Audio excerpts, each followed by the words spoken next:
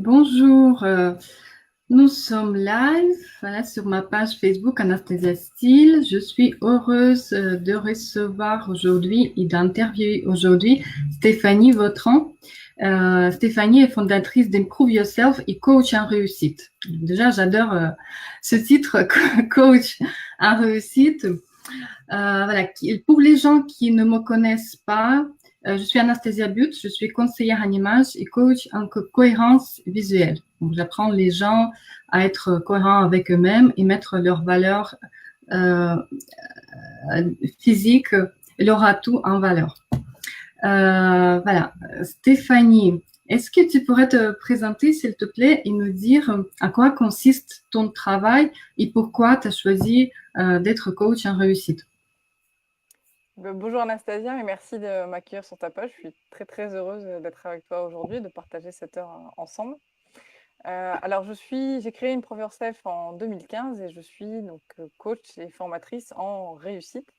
C'est-à-dire que j'accompagne les personnes ils peuvent être salariés, étudiants, en recherche d'emploi, mais en tout cas dans leur vie, le point commun que toutes ces personnes ont, c'est que dans leur vie, elles ont, il y a quelque chose qui ne va pas. Il y a quelque chose qui ne va pas, c'est comme un point d'interrogation et qui va changer de forme, de taille tous les jours. Et alors un jour, ça va être parce que le mari, le collègue, la mère, les enfants, voilà, qui nous aura énervés, ça va pas avec eux. Puis voilà, le lendemain, ça va être le travail, etc. Et en fait, c'est comme si ce point d'interrogation, c'était du sable qu'on a dans les mains, et ce sable, il nous glisse, et on n'arrive jamais vraiment à comprendre qu'est-ce qui est le fond du problème, véritablement le fond du problème, qu'est-ce qui va pas, et qu'est-ce qui fait qu'on n'arrive pas à atteindre nos rêves, ou en tout cas les objectifs qu'on essaie de se fixer. Pourquoi on stagne, ce sentiment de stagnation. Et moi, ce que je fais en fait, c'est juste accompagner les personnes à sortir un petit peu de ce puits et de les accompagner vers leurs rêves et vers leur réussite, eux, vraiment leur propre définition de la réussite. Parce que ça varie pour tout à chacun. Et puis, il y a la réussite professionnelle comme il y a aussi la réussite personnelle. Donc, même si elles ont tendance à se rejoindre, c'est des pans de vie qui sont différents. D'accord. Juste en deux mots, dans ton parcours personnel, pourquoi tu as eu cette idée d'apprendre la réussite? Qu'est-ce qui a fait dans ton parcours que tu as eu cette idée? Alors c'est une bonne question. En fait, la réussite, en fait, parce que j'ai été longtemps, j'ai suivi finalement le chemin qu'on m'avait indiqué comme étant le chemin de la réussite. C'est-à-dire, j'ai fait des études parce qu'on m'a dit que c'était des études qui me permettraient d'avoir un bon travail derrière. J'ai pris un travail et puis j'ai choisi le travail en CDI parce que c'était ce qu'on m'avait dit qui était le mieux pour pouvoir derrière acheter un appartement, etc. Voilà, j'ai suivi jusqu'à ce que j'ai eu 30 ans. Et à 30 ans, je me suis dit, mais ok, j'ai suivi le chemin qu'on m'a indiqué depuis le départ, mais en fait, là, j'ai 30 ans, mais je suis pas heureuse. Et j'ai absolument pas atteint une réussite, ce que je pourrais considérer comme étant une réussite personnelle. J'étais absolument pas satisfaite de ma situation quand j'ai eu 30 ans. Et donc, ce chemin-là qu'on nous indique, c'est une norme, mais c'est pas la garantie du bonheur et de la réussite de chacun.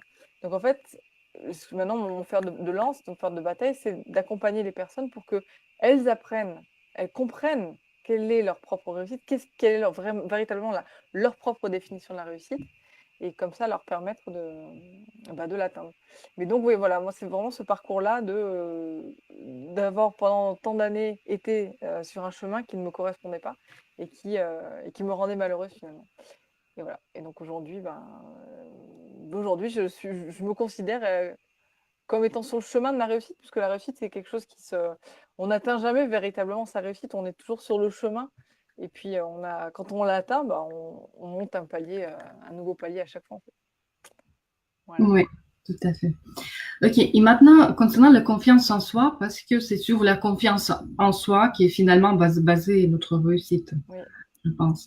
Voilà, donc concernant la confiance en soi, qu'est-ce que c'est déjà la définition de la confiance en soi pour Alors, la toi? confiance en soi, on a tendance un petit peu à le confondre avec l'estime de soi.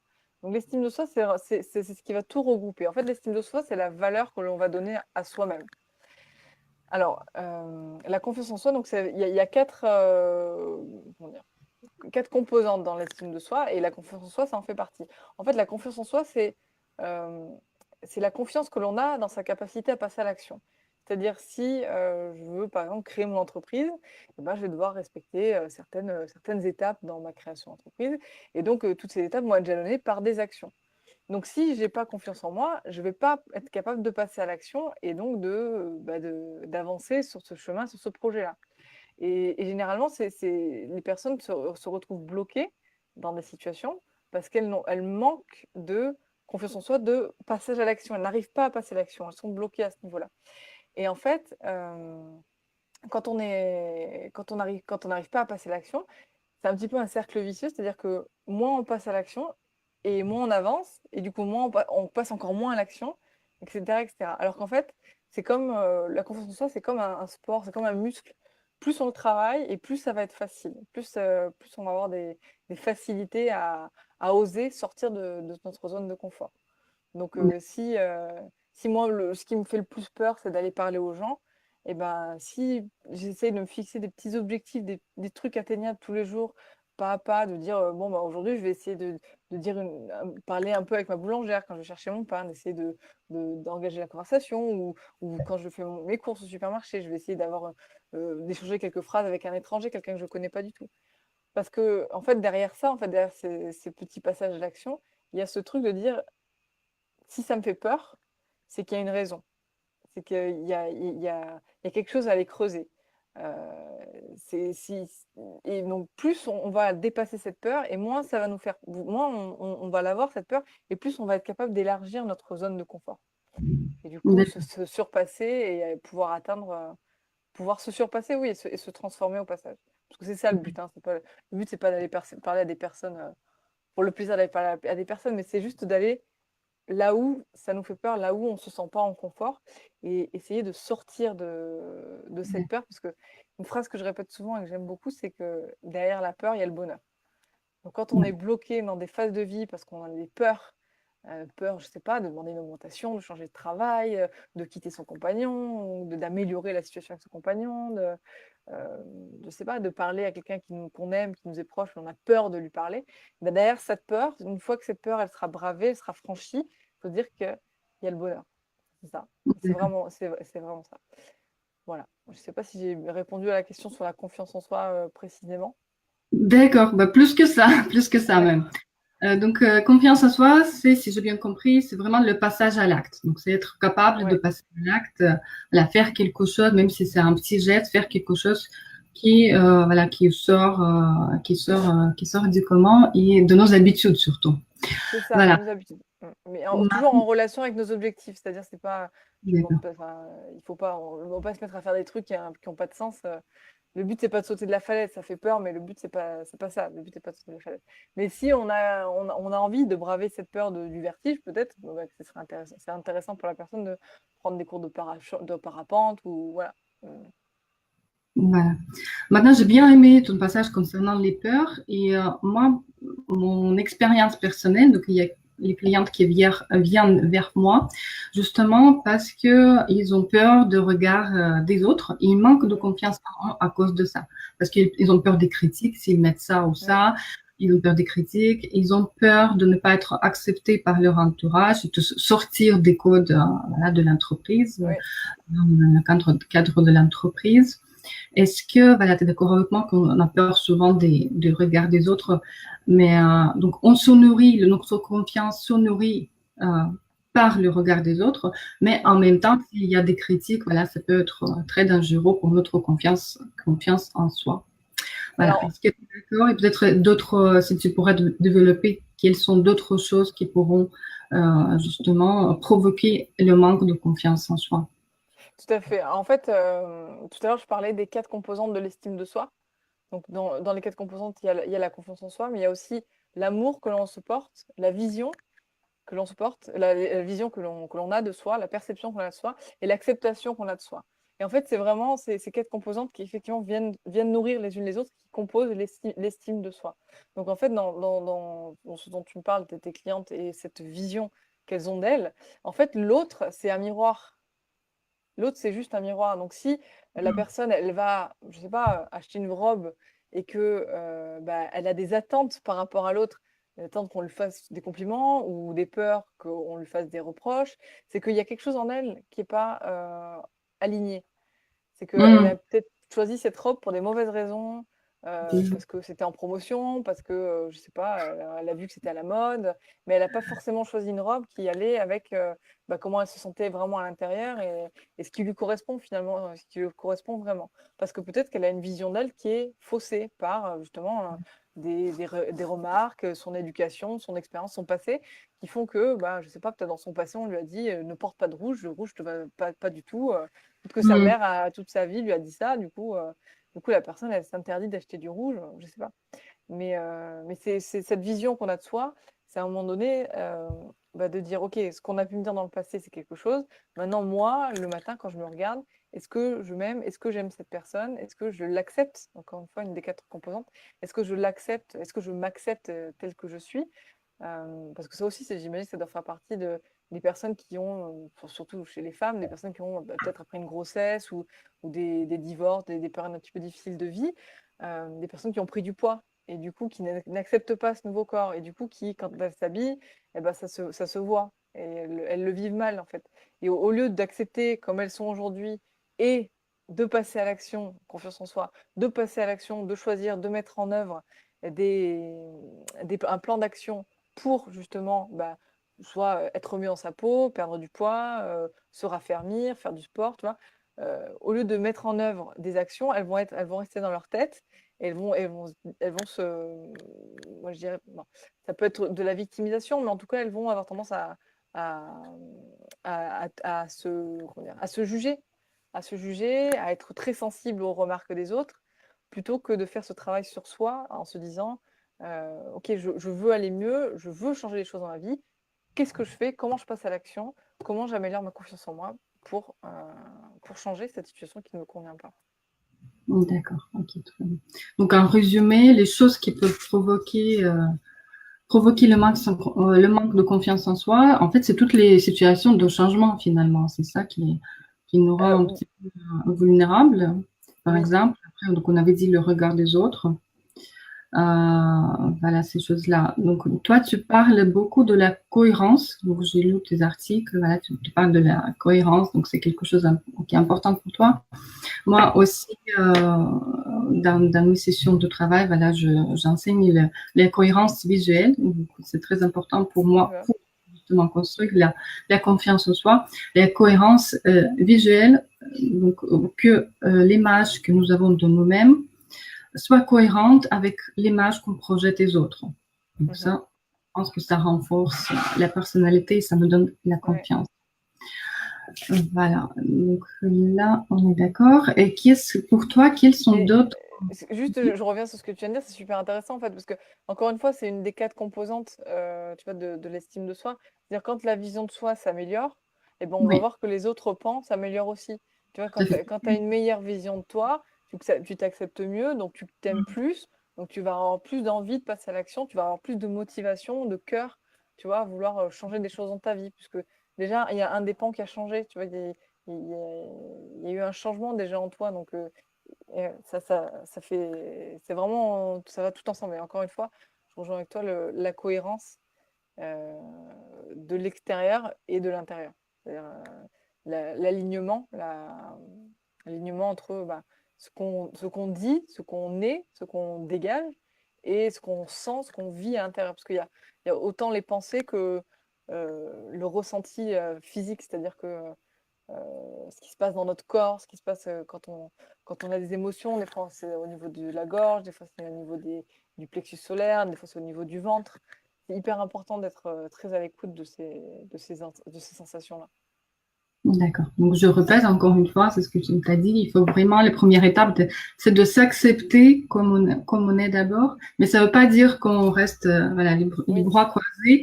Mais justement, pour moi, il faut trouver aussi, il faut être motivé par quelque chose, pas par notre peur, mais plus par les choses oui, positives pour trouver cette force d'avancer et avoir plus de confiance en nous et passer à l'action, au final.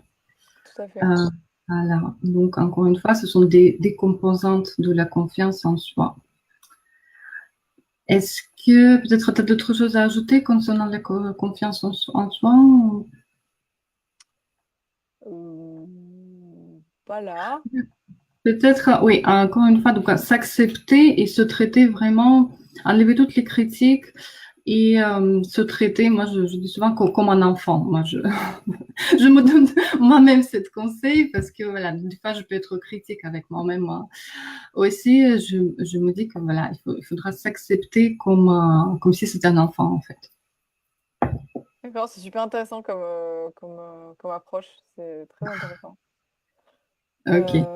Mais c'est vrai qu'en fait, on a intégré en nous des remarques qu'on a pu nous donner quand on était enfant, nos éducateurs, nos parents, toutes les personnes, comment dire, qui étaient adultes autour de nous quand on a grandi et qui ont pu nous dire que, bah, je sais pas, on était, qu'on était bête ou qu'on n'était pas beau ou que on n'est pas gentil ou on n'est pas sage, on n'est pas ceci, on n'est pas ça. Et le cerveau, il a gardé certaines de ces phrases, de ces choses qu'on a pu nous dire quand on était enfant, et il en a fait une croyance. Et on a grandi adulte, on grandit adulte, et on conserve ces croyances. On continue à considérer qu'on est bête ou qu'on n'est pas beau ou qu'on n'est pas sage ou qu'on n'est pas capable de faire ceci ou de faire cela au lieu de se dire que bah, c'est pas nous. Enfin, on peut faire quelque chose qui est un peu bête parce qu'on est fatigué, parce qu'on a oublié, mais c'est pas nous, ça fait pas de nous une personne bête, ça fait juste que ce qu'on a fait, c'est idiot.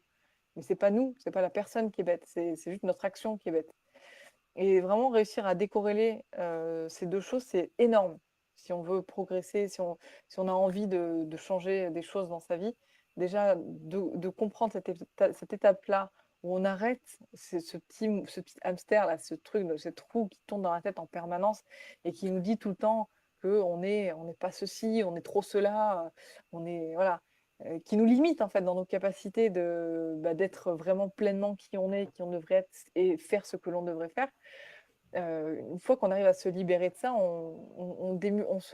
déjà on avance beaucoup plus vite et on a moins peur on se booste en fait, on se booste l'estime de soi, on se booste la confiance en soi et on est capable de déplacer des montagnes et de les créer et puis de les déplacer derrière. C'est fou ce qu'on est capable de faire une fois qu'on s'est séparé de ses croyances.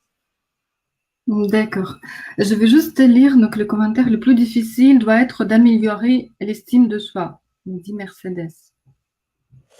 Alors oui, parce que l'estime de soi, c'est le tout. En fait, c'est vraiment le tout. Après, peut-être par se demander, bah, c'est quoi? Quelle est l'urgence en fait? Qu'est-ce qu'on a besoin de faire dans l'urgence, dans ces quatre. Est-ce que c'est se donner plus d'amour? Est-ce que c'est avoir une meilleure vision de soi? Est-ce que c'est s'accepter malgré je sais pas, ses cheveux blancs, ses kilos en trop? Euh, je sais pas, est-ce qu'il y a quelque chose qui a pu changer en nous? Ou alors, bah, c'est qu'est-ce qu'il faut que je fasse aujourd'hui pour changer quelque chose, pour atteindre mes objectifs et pour que ma vie avance, quoi, pour que j'ai l'impression que ma vie a un sens et qu'elle avance dans le bon sens. D'accord. Donc, commencer par un point peut-être le plus critique, commencer par Oui, quelque chose, ensuite développer. Ok. Justement, et donc, oui. c'est vraiment, j'ai toujours l'impression de prêcher pour ma paroisse, mais c'est vraiment le cœur, l'utilité, en quoi le coaching, parce que c'est pas encore un métier qui est très bien compris ou intégré en France, pourquoi le coaching c'est aussi important, c'est que justement ça va nous aider à gagner tellement de temps quand on galère, quand on est face à ce type de problème, quoi, de situation où on a clairement identifié qu'on manquait d'estime de soi, on n'avançait pas dans notre vie, on est bloqué dans une situation. Et se faire accompagner d'un coach, c'est juste se dire, OK, bah, plutôt que de continuer à avancer, puis je vois que les mois passent, les années passent et ça avance pas trop, je sais qu'en quelques mois, je vais faire un travail sur moi qui va me permettre de faire des pas de géant. Hmm. Et c'est vraiment ça le coaching, c'est avoir quelqu'un qui va juste vous donner des réponses. Enfin, c'est pas le coach qui donne des réponses, c'est le coaching qui donne des réponses. Le, Oui. qui va nous permettre d'avancer beaucoup plus vite. Et que ce soit d'ailleurs en coaching, en développement personnel ou en image, euh, Mhm. c'est vraiment, ça Donc, permet vraiment de faire des pas de géant, quoi. oui, tout à fait. Et le but, c'est vraiment que c'est la personne, c'est pas nous qui donnons des réponses. Oui, Oui, La personne qui fait le travail interne et qui comprenne dans quelle direction il va. Nous, on peut guider, mais c'est la oui, personne qui décide ce qu'il va faire. tout à fait. Ok. Mercedes nous dit que peut-on faire si l'on n'a pas spécialement de problème à s'accepter physiquement et psychologiquement, mais que l'on n'a terriblement pas confiance en soi. Visiblement, voilà, pas de problème de s'accepter, mais pas de confiance en soi. Ok, donc Euh, c'est la confiance en soi, donc on est bien d'accord, Mercedes, c'est bien le fait de passer à l'action, d'oser faire des choses. Je sais pas si elle peut répondre. pour moi, la solution, c'est soi-même. Ah oui, alors ça c'est vrai aussi, c'est-à-dire que tout vient de soi. La solution, elle est en nous, c'est clair. C'est clair que Oui, la solution, elle est en nous. d'accord. Ok, peut-être Mercedes, tu devras trouver, peut-être travailler sur la composante de l'estime de soi qui est, voilà, la composante critique, peut-être c'est toi-même qui dois trouver qu'est-ce qui va pas, pourquoi tu as un problème de confiance en soi. Voilà, là, en ce moment, on peut pas te répondre. Ouais, ça me Précisément. manque un peu d'informations. Voilà, ok. Après, il y a aussi le rapport aux autres. C'est-à-dire, là, elle parle d'elle, elle dit qu'elle s'accepte, etc. Mais il y a le rapport aux autres, c'est-à-dire dans la relation avec l'autre. Des fois, Mhm. on a peur, on n'a pas confiance en l'autre. Et, et ça, c'est quelque chose qui est un petit peu dur à accepter parce que je l'ai croisé plusieurs fois dans des personnes qui ne sont pas devenues clientes, justement, parce euh, elles étaient méfiantes de l'autre, de moi parce Mhm. que, il y a un problème de confiance en soi, confiance en l'autre, mais qui reflète finalement en fait une peur. Une peur de la relation, une peur du jugement, etc. Et c'est l'autre, en fait, cette peur qu'on a, c'est un miroir. Mhm. L'autre, c'est juste un miroir. Donc si on a des peurs, si on a des blocages par rapport aux autres, c'est qu'en nous, on a des peurs et des blocages. Mais souvent, les personnes qui ont fait une espèce de rejet qui mettent la problématique sur l'autre, ça permet de se dire que le problème ne vient pas de soi, mais vient de l'autre. Et c'est rarement le cas. Très, très rarement le cas. Ouais. Ouais. Donc je pense Mercedes qui dit oui, certainement. Donc je pense qu'il reconnaît. Il se reconnaît. Maintenant, donc on a vu que toutes les croyances en fait de notre enfance pourront effectivement provoquer le manque de confiance en soi.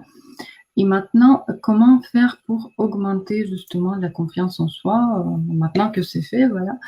Mhm. Qu'est-ce qu'on peut faire quel pas peut-être concret on pourra faire pour augmenter la confiance en soi? Donc, comme je disais, la confiance en soi, c'est un muscle qui se travaille au quotidien. Donc, d'abord, c'est identifier quelle est notre envie de changement, vers quoi, qu'est-ce qu'on a envie de voir se modifier dans notre vie. Est-ce que c'est comme je disais tout à l'heure, hein, demander une augmentation, changer de travail, lancer sa propre entreprise.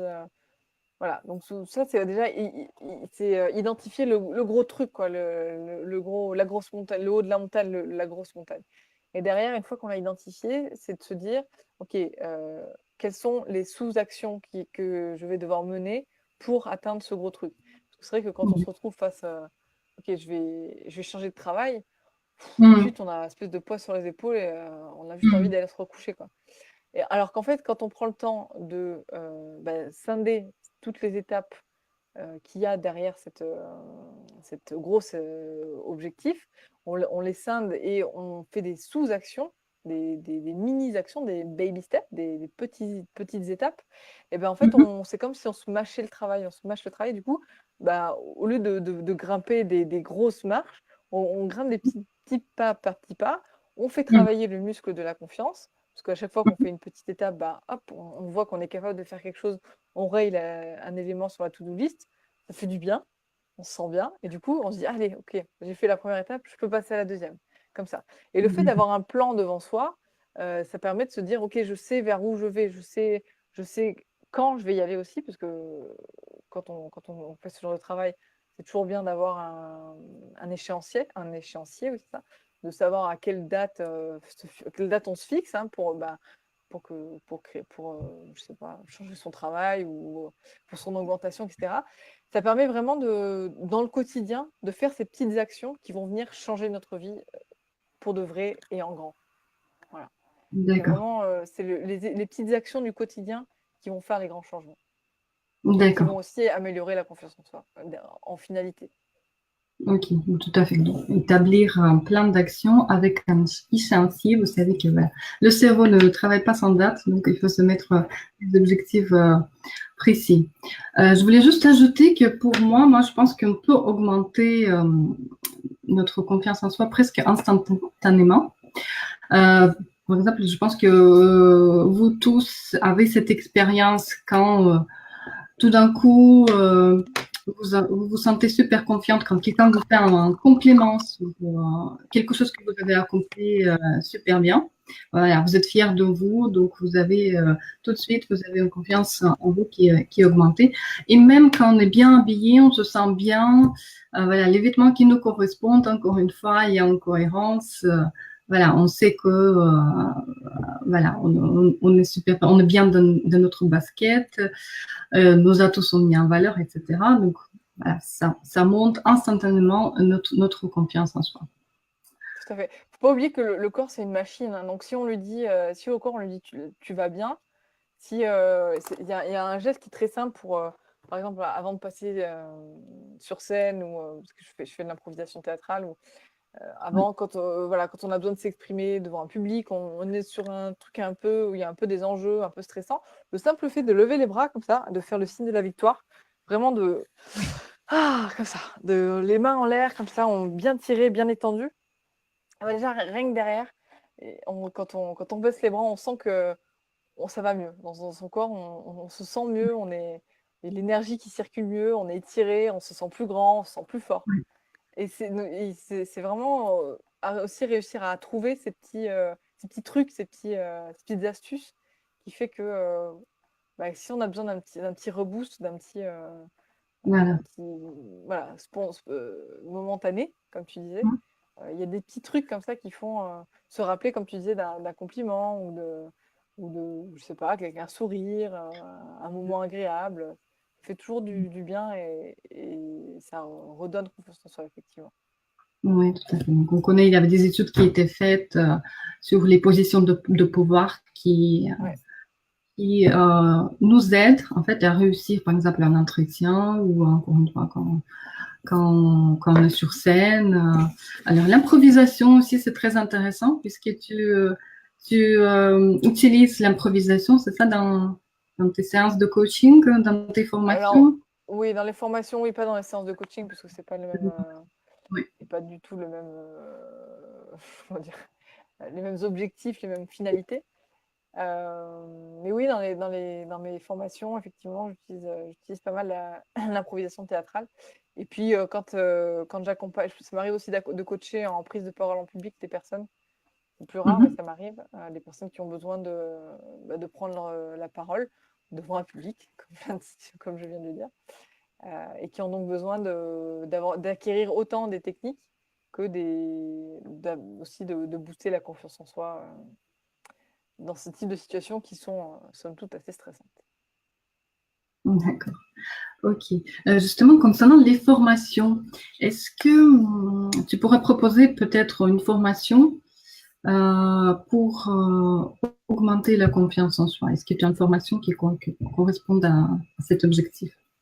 Alors, oui, effectivement, j'ai une formation en ligne. Alors, enfin, j'explique. C'est une formation en ligne qui s'appelle Action Gagnante, qui va, en finalité, encore une fois, booster la confiance en soi, parce que justement, elle accompagne dans ces étapes de passer à l'action. C'est-à-dire que tout le but de la formation, c'est euh, on est dans une situation, comme je disais tout à l'heure, où on sait que ça ne va pas, mais on ne sait pas très bien ce qui ne va pas. Donc le but, c'est d'identifier clairement qu'est-ce qui va pas, qu'est-ce qu'il faut changer dans sa vie. Et derrière, on réalise un plan d'action. Enfin, j'aide la personne à réaliser un plan d'action pour pouvoir, étape par étape, avec les dates, etc., modifier sa vie à court terme, à moyen terme et à long terme. Voilà. Ok, super. Et comment elle s'appelle cette formation? Action gagnante. Action gagnante, d'accord. Pourrais-tu rappeler ton site internet?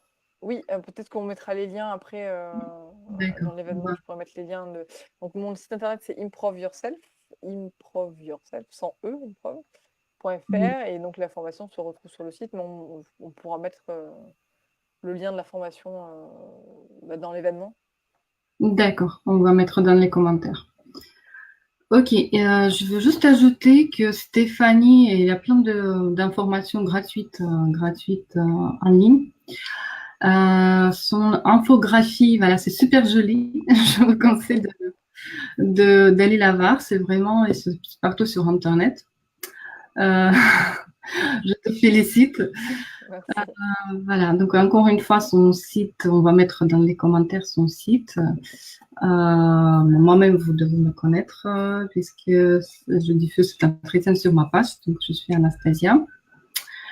Et je voudrais remercier encore une fois Stéphanie, c'était vraiment génial, merci beaucoup, c'était super informatif et inspirant en même temps, donc super. Merci à toi. J'ai passé un bon moment. C'est déjà fini. Voilà, c'est déjà, sauf si tu as des choses à ajouter, mais Bah, ça m'a fait. non, bah écoute, j'étais ravie que tu m'aies invité, de un petit peu aussi faire ta connaissance par le biais du live, donc c'était sympa. Ok. Voilà. Heureusement, tout a marché. Techniquement, Oui, techniquement, ça a marché. Donc, il me reste que te remercier encore une fois. merci beaucoup Anastasia. Merci. Et si vous avez des questions, même après, n'hésitez pas. Mettez vos questions et commentaires et on va vous répondre. OK? Super, génial. Merci beaucoup. Bye bye. Bonne fin de journée. Au Bonne revoir. fin de journée. Au revoir.